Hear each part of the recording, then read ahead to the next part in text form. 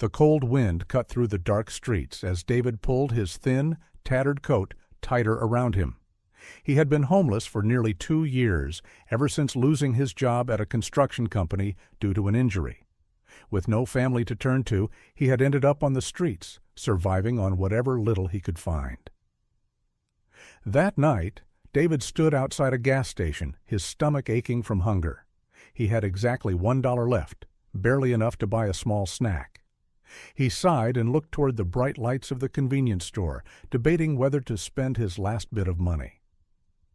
Just then, he noticed a woman standing by the entrance.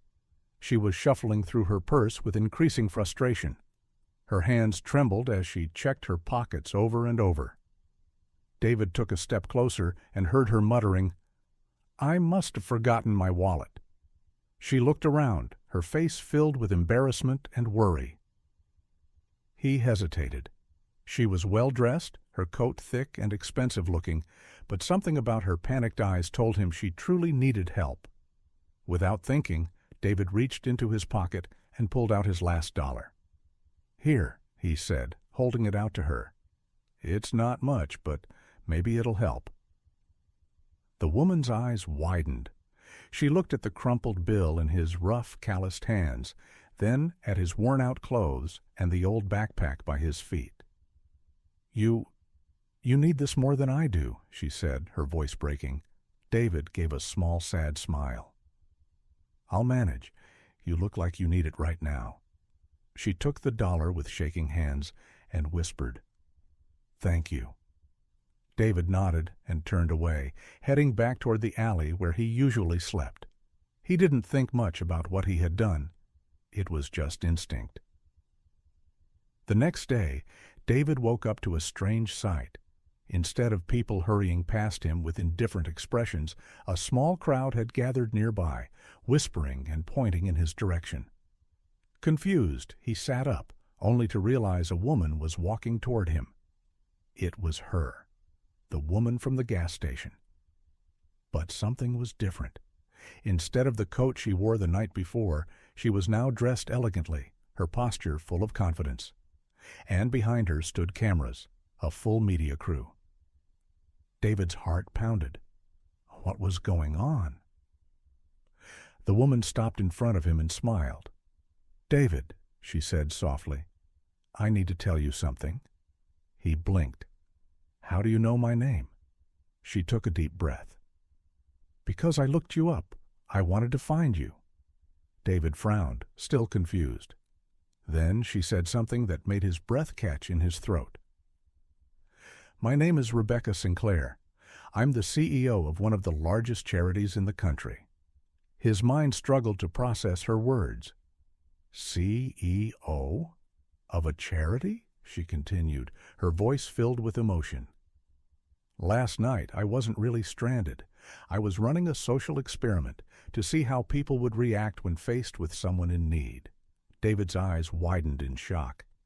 "I met businessmen, wealthy people, people who had everything, and not one of them helped me. They looked away, ignored me, walked past as if I didn't exist. But then, you came along." David's mouth felt dry. He didn't know what to say. Rebecca smiled, her eyes glistening with tears. "You had nothing, yet you gave me everything you had." She turned to the cameras, speaking louder now.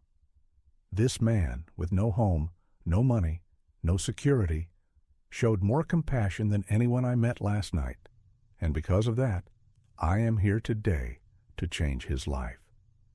David's heart pounded in his chest. What do you mean?"